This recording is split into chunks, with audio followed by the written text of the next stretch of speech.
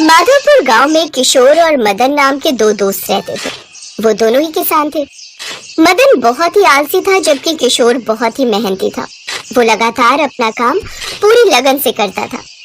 वो दोनों ही गांव के जमींदार के खेतों में काम करते थे। किशोर सारा दिन खेतों में काम करता, जबकि मदन आराम से अपने बैल को पेड़ के नीचे बांधकर दिन भर सोया रहता। फिर जैसे ही शाम होती, मदन सोकर उठता और अपने और बैल के पूरे शरीर पर मिट्टी लगा देता और जमींदार के पास जाकर ये दिखाता कि उसने आज खेतों में बहुत काम किया है। जबकि बेचारा किशोर खेतों का काम खत्म होने के बाद अपने बैलों को अच्छे से नहलाता था और खुद भी साफ सुथरा होकर घर जाता था। जमींदार साहब मदन के इस झूठ को पकड़ नहीं पाते थे। वो दोनों जमींदार के घर पर ही खाना खाते थे और पास में ही एक झंडी उन दोनों को रहने के लिए भी दी गई थी। एक रोज सेठ ने अपने रसोइये से कहा, देखो बबलू, मदन बहुत ही परिश्रम करता है, इसलिए उसकी अच्छे से देखभाल करना, उसको अच्छे से खाना देना। अब रसोइया मदन का खूब ध्यान रखता। वो उसे खूब खाना खाने को देता, जबकि किशोर को ठीक से खाना नहीं देता। एक रात वो दोनों कमरे में लेटे थे, तभी किशोर ने सोचा, ये भला कैसा अन्याय है। जो कामचोर है वो भरपेट खाना खाता है और जो मेहनत करता है वो भूखा ही रह जाता है। भला ये कैसा इंसाफ हुआ। तभी मदन के मन में एक बात आई और उसने किशोर से कहा, देख किशोर, मैं सारा दिन खेत में आराम से सोता हूँ। ये बात तूने अगर जमींदार को बताई ना तो फिर ठीक नहीं होगा, समझा। और ठीक है, मैं भला क्यों बताऊंगा, लेकिन याद रखना, सच को कभी दबाया नहीं जा सकता। अबे जा जा, अपना काम कर चल। ये कहकर जमींदार साहब चुपचाप खेतों में चले गए और चुपके से दूर से खड़े होकर एक पेड़ के पीछे छिपकर सब देखने लगे। उन्होंने देखा किशोर बड़ी लगन और मेहनत से खेतों में काम कर रहा है, जबकि उन्हें मदन दूर दूर तक दिखाई नहीं दिया। ये मदन कहाँ है, कहीं नजर नहीं आ रहा। कुछ दूर ढूंढने के बाद उनकी नजर मदन पर गई, जो एक पेड़ की छांव में आराम से गमछे का तकिया लगाकर खाट पर सो रहा है। ये देख जमींदार साहब को बहुत गुस्सा आया। अच्छा, तो ये कामचोर आलसी किसान है जो यहाँ आराम से सो रहा है, और किशोर बेचारा मेहनती किसान ईमानदारी से अपना काम कर रहा है। जमींदार बिना किसी से कुछ कहे चुपचाप घर आता है और सुषमा को सारी बात बताता है। एक आदमी दिन रात परिश्रम करके मेहनत करे जा रहा है और दूसरा आलसी किसान मदन बिना कुछ करे सारे सुख भोग रहा है। ये सही नहीं हुआ। मैं उस बेचारे किशोर को पहचान नहीं पाया। आप एक काम कीजिए, बिना किसी से कुछ कहे किशोर को दूसरा काम दे दीजिए। शाम को जब वो दोनों काम से वापस लौटे तो जमींदार ने मदन से कहा, मदन, तुम जरा मेरे कमरे में आओ, मुझे तुमसे कुछ बात करनी है। साहब, पहले मैं जरा ये मिट्टी साफ करके आता हूँ। वो क्या है ना, सारा दिन खेतों में काम करके ना पूरा मिट्टी से सन जाता हूँ। पहले इसे साफ करके आता हूँ। अच्छा, उसकी कोई जरूरत नहीं है, मैंने कहा ना अभी मेरे कमरे में आओ। ये कहकर जमींदार अपने कमरे में चले गए। मदन को कुछ भी समझ नहीं आ रहा था। वो भी पीछे पीछे जमींदार के कमरे में चला गया। आओ मदन, तुम्हारा अभी एक काम बाकी है। तुम किशोर को अच्छे से हल्दी और तेल लगाकर साफ करके उसे साफ कपड़े पहनाकर इस कमरे में लेकर आओ।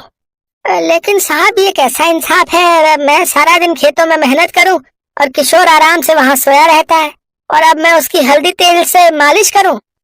ये सुनकर जमींदार साहब को गुस्सा आ जाता है। बस, बहुत बेवकूफ बना लिया तुमने मुझे। आज मैंने खुद अपनी आंखों से तुम्हारी सच्चाई देख ली है। तुम इतने दिनों से मुझे बेवकूफ बना रहे थे। तुम एक नंबर के आलसी, कामचोर और झूठे हो। बस अब तुम अभी के अभी इस घर से निकल जाओ। नहीं नहीं साहब, मुझे माफ कर दीजिए। मुझे काम से मत निकालिए। मेरी बूढ़ी माँ गांव में अकेली है, मैं उसे खाना कहाँ से खिलाऊंगा। तभी किशोर भी वहाँ आ जाता है, जो उनकी सारी बातें सुन लेता है। वो जमींदार से कहता है, इसे माफ कर दो साहब, लेकिन इसे नौकरी से मत निकालो। ठीक है, किशोर के कहने पर मैं तुम्हें एक मौका और देता हूँ। तुम अपने आप को मेहनती बनाकर दिखाओ। और किशोर, तुम आज से खेतों में काम नहीं करोगे, बल्कि मेरा सारा हिसाब किताब देखोगे। और मदन, तुम कल से अकेले सारे खेतों में काम करोगे। मदन को उसके किए की सजा मिल चुकी थी। अब से वो अकेले सारे खेतों में काम करने लगा। अब उसे समझ आया कि किशोर कितना मेहनती था और उस अकेले पर सारे खेतों का काम डालकर उसने कितना गलत किया। उधर किशोर अच्छे से हिसाब किताब का काम करने लगा।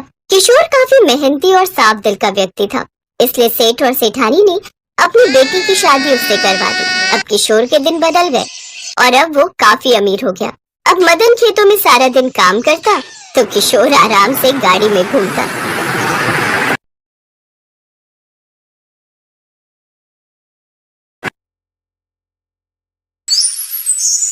ओम जय लक्ष्मी मैया, मैया जय लक्ष्मी माता, तुमको निस दिन सेवत, तुमको निस दिन सेवत, हर विष्णु विधाता। ओम जय लक्ष्मी माता, जय लक्ष्मी मैया, जय लक्ष्मी मैया। ये है किशन, जो रायगढ़ नाम के एक छोटे से गांव में रहता है और लक्ष्मी माँ का बहुत बड़ा भक्त है। किशन गरीब है और धन संपत्ति के नाम पर उसके पास केवल एक खेत था, जिस पर खेती करके वो अपना और अपने परिवार का पेट पालता है। उसके परिवार में उसकी पत्नी शांति और 5 साल की बेटी कोमल रहती हैं। शांति एक बहुत ही सीधी सादी और सुलझी हुई औरत है, तो वहीं किशन भी एक नेक दिल इंसान है, इसलिए वो दोनों कभी किसी की मदद करने से पीछे नहीं हटते थे। वो दोनों पति पत्नी हर रोज लक्ष्मी माँ की पूजा करते थे, साथ ही पूरी मेहनत और लगन से अपना काम करते थे।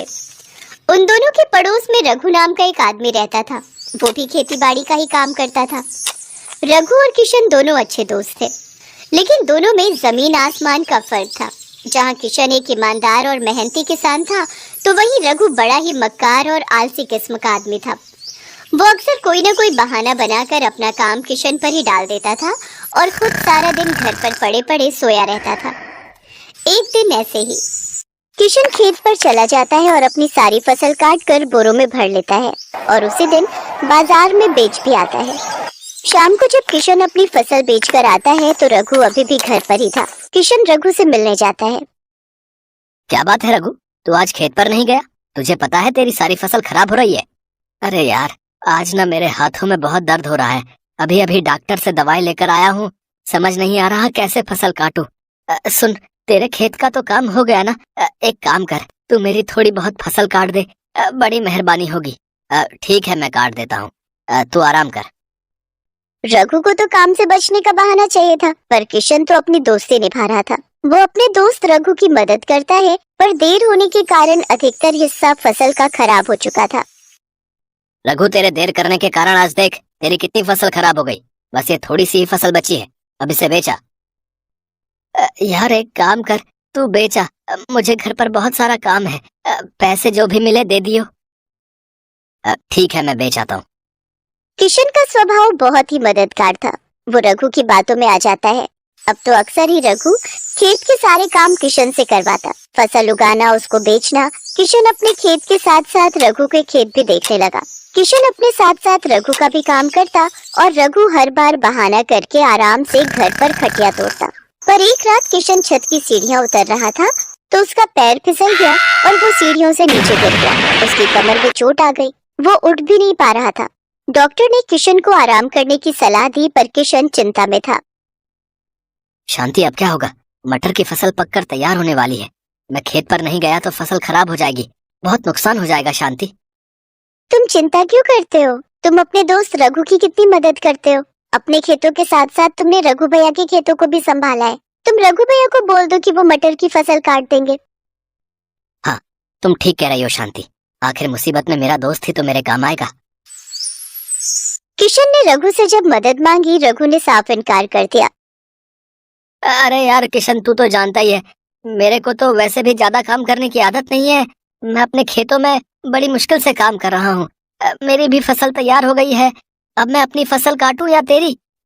भाई तू कोई और इंतजाम कर ले, मेरे बस का नहीं है। अच्छा, मैं चलता हूँ, मुझे खेत पर जाना है। रघु, मैंने भी तो तेरे लिए हमेशा काम किया है, आज तू मुझे साफ मना कर रहा है? हम दोनों तो दोस्त है ना।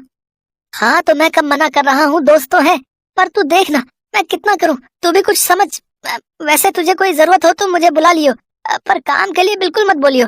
काम मेरे बस का नहीं है, मुझे काम के नाम पर बुखार आ जाता है। मेरे पास फालतू बातों का टाइम नहीं है, मैं जा रहा हूँ। किशन हैरान रह गया। जिस दोस्त के लिए वो हमेशा हाजिर रहता था, आज वही दोस्त मतलबी बन गया। मुसीबत में काम नहीं आया। किशन की आंखों में आंसू आ जाते हैं। उसका साथ देने वाला कोई भी नहीं था। एक दिन किशन हिम्मत करके शांति के साथ किसी तरह खेत पर पहुंचा तो वो हैरान रह गया। उसकी मटर की सारी फसल सड़कर खराब हो गई थी। हे भगवान, मैंने कभी किसी का बुरा नहीं किया, मेरे साथ ही ऐसा क्यों हुआ? मैंने तो मुसीबत के समय अपने दोस्त की हमेशा मदद की थी। आज अगर वो मेरा साथ देता तो मेरी मटर की फसल बच जाती। शांति, अब क्या करेंगे? फसल खराब हो गई है, सब कुछ खत्म हो गया। शांति, लक्ष्मी मैया हमसे रूठ गई। लक्ष्मी मैया, आप तो अन्न धन की देवी हो, मेरी मदद करो मैया। आप सही कह रहे हो।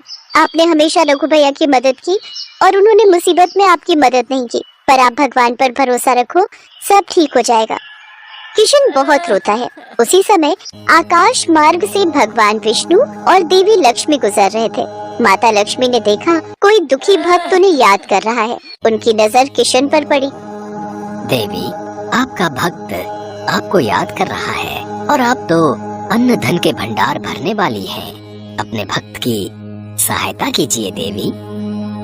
स्वामी, जब भी कोई भक्त मुझे सच्चे हृदय से याद करता है तो मैं उसकी सहायता अवश्य करती हूँ। मेरे आशीर्वाद के रहते धरती पर रहने वाले अच्छे लोगों के साथ कभी गलत नहीं होगा। उनके धन के भंडार कभी खाली नहीं होंगे। किशन बहुत ही दयालु और मैत्री स्वभाव का है। उसके मित्र रघु ने उसके साथ बहुत गलत किया है, पर हर व्यक्ति को उसके कर्मों के अनुसार ही फल मिलता है। किशन ने हमेशा अच्छे कर्म किए हैं, इसलिए उसके साथ अच्छा ही होगा।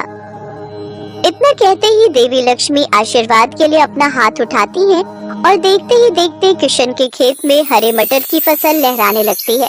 उसका पूरा खेत हरी हरी मटर से भर गया था। ये देखकर किशन और शांति दोनों हैरान रह जाते हैं। शांति, ये सब क्या है? अभी कुछ देर पहले तो मेरे खेत की फसल खराब हो गई थी, पर अब ये सब देवी लक्ष्मी की कृपा से ही हुआ है। आपने उनको याद किया और उन्होंने हमारी मदद कर दी। अब आप और मैं मिलकर धीरे धीरे सारी फसल काट लेते हैं। मेरी लक्ष्मी माँ बहुत दयालु है। मैं न कहता था वो कभी न कभी हमारी मदद जरूर करेंगी। किशन और शांति देवी लक्ष्मी का ध्यान करके उन्हें धन्यवाद कहते हैं। उधर रघु की सारी फसल खराब हो गई थी क्योंकि उसने आलस किया और अपनी फसल को नहीं काटा। पहले किशन उसकी फसल काटने में मदद कर देता था, इसलिए उसकी कमाई हो जाती थी।